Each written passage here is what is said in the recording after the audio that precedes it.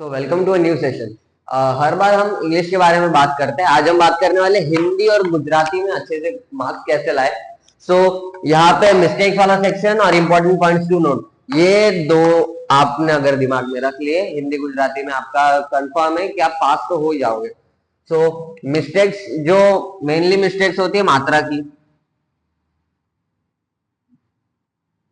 Sorry,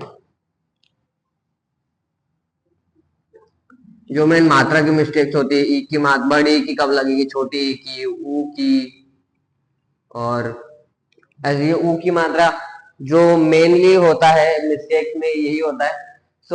इसका एक छोटा सा सॉल्यूशन है। मतलब कोई भी वर्ड आपको अगर बोलना है, मोरली समझो, मोरली, इसमें बड़ी ई की मात्रा लगी, ये कैसे लगी, आप उसको प्रोनाउंस करके देखो, मोरली ई। तो फिर वो ई अगर ज्यादा लाउड होगा सुनने में तो बड़ी ई की लगेगी, और सेम गोज विथ ऊ। ऊ में भी अगर ज्यादा कुछ लाउड बोला जा रहा है तो फिर बड़ी ऊ की मात्रा लगेगी, और एल्स छोटी ऊ की मात्रा लगेगी। ये जो थे मिस्टेक्स, वो मेनली मिस्टेक्स होते हैं। और एक और मिस्टेक जो होती है, जब आप लॉन्ग आंसर लिखते हो,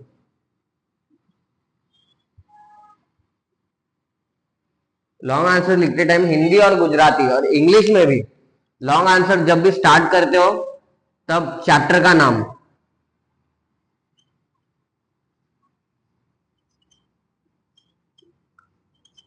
या तो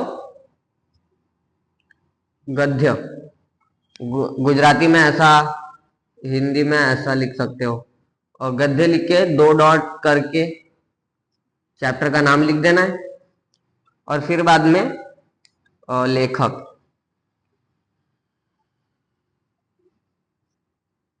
ये होगा चैप्टर को लेकर। अगर कुछ पोयम रहेगी तो पोएट की जगह पे हम लिखेंगे कवि, कवि लिखेंगे और कवि का नाम आ जाएगा। इससे 1 मार्क कंफर्म हो जाते हैं। अगर आप सोचोगी कि लॉन्ग आंसर लिखते टाइम आप सिर्फ ये कवि परिचय लिख दोगे तो 1 मार्क मिल जाएंगे, ऐसा नहीं होता। अगर सिर्फ ये लिख के छोड़ देंगे ना तो कुछ एक भी मार्क्स नहीं मिलता। ये लिखने के बाद थोड़ा आंसर तो होना चाहिए, तब जाके इसके 1 मार्क्स मिलते हैं।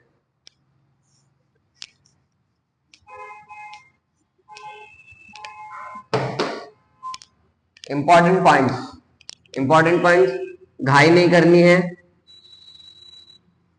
पैनिक नहीं होना है, और पेपर खत्म होने के बाद मात्रा जरूर चेक करनी है। मात्रा एक छोटी छोटी भी मात्रा बोर्ड में हमारे आधे आधे मार्क्स काट सकती है। ये हो गया। और फिर बाद में कवि परिचय,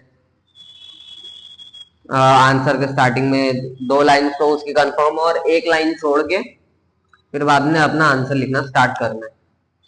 और ये हो गया अपना मिस्टेक्स और इंपॉर्टेंट पॉइंट्स टू नोट। अब सवाल आ जाता है कि how to score good in Hindi Gujarati. सबसे मेन बात तो हिंदी गुजराती में ये होती है कि सेक्शन ए, सेक्शन बी, इसमें सेक्शन लिखा है मैंने, विभाग होता है वैसे तो। सेक्शन ए में क्या होगा, सिर्फ स्टोरी स्टोरी वाले चैप्टर्स होंगे, और इसमें सेक्शन बी में पोएम रिलेटेड होंगे, और इसमें और चीजें लिखी जाती है, गद्य विभाग,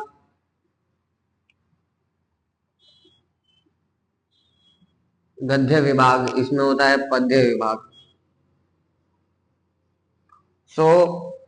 सेक्शन ए में लॉन्ग आंसर शॉर्ट आंसर सारे हो जाते।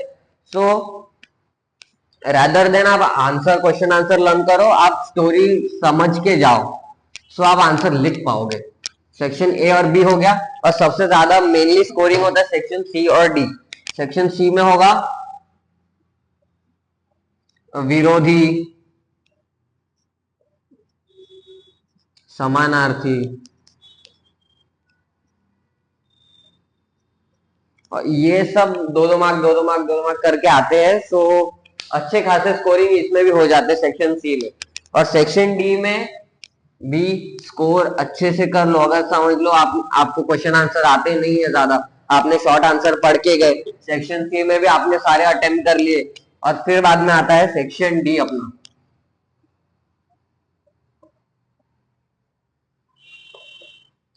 सेक्शन डी जो राइटिंग पार्ट होता है, तो हिंदी के सबसे पहले पेपर के स्टार्टिंग में सेक्शन डी के आता है कॉम्प्रिहेंशन।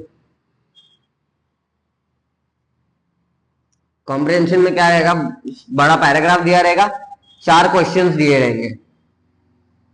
सो इसमें कुछ पढ़ने की जरूरत है नहीं, ये रीड करो, ये रीड भी ना करो तो भी चलेगा, क्वेश्चन पढ़ो और फिर आंसर फाइंड करके बस इसमें लिखना है, तभी आपके 4 पॉइंट्स कंफर्म हो जाते हैं। ये हो चुका है कॉम्प्रिहेंशन का। गुजराती हिंदी दोनों में, गुजराती में शायद तक ही आता है ये, फिर बाद में आ जाता है हमारा लेटर राइटिंग, पत्र लेखन।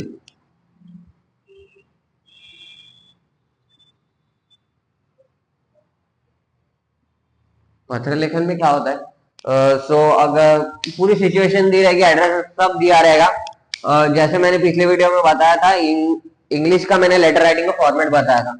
पहले एड्रेस लिखना है अपना, एड्रेस लिखना है, फिर डेट लिखनी है, इस बार हिंदी में लिखनी है, गुजराती में लिखनी है, क्योंकि हिंदी गुजराती का पेपर देने जा रहे हैं। फिर बाद में प्रिय, लास्ट बार मैंने डियर बताया था, इस बार हिंदी या गुजराती प्रिय लिखना है, और फिर बाद में लिखना चालू करना है और फिर खत्म कर देना है। तो ये हो गया हमारे पत्र लेखन का भी। और सबसे ज्यादा मार्क्स गेन करने वाली चीज होती है हमारा कॉम्पो, निबंध।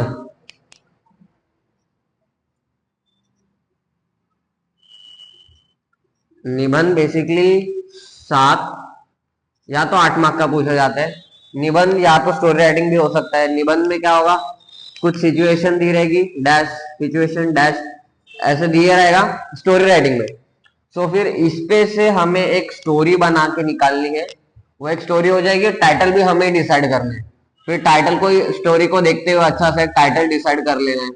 फिर बाद में स्टोरी जितने पॉइंट्स होंगे, मतलब जितनी सिचुएशंस दे रखी होंगी, उतने पॉइंट्स अलग अलग पैराग्राफ करके लिख ले तो भी मार्क्स मिल जाएंगे, या तो बड़े बड़े 4 पैराग्राफ लिख दो।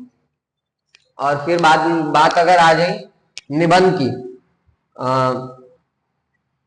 निबंध में भी बड़े बड़े पैराग्राफ लिखो 4, या छोटे लिखने तो फिर जितने आपको सिचुएशन पॉइंट्स दिए हुए उतने पैराग्राफ लिखो, कंपलसरी मार्क्स कट सकते हैं।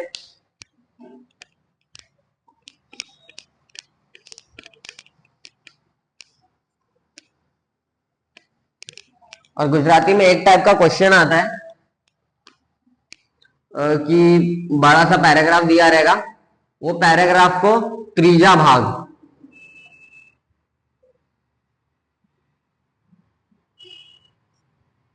तो मतलब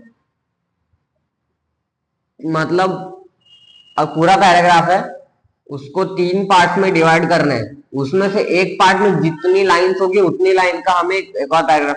सो फिर क्या करना है हमें, जो बड़ा पैराग्राफ में से main points underline, question paper में अंडरलाइन चलता नहीं है, लेकिन दिमाग में रख लो कि ये पॉइंट्स इंपॉर्टेंट है, वो इंपॉर्टेंट पॉइंट दिमाग में रख लो। फिर बाद में बस उतनी ही लाइन का आपको लिखना है, मार्क्स मिल जाएंगे।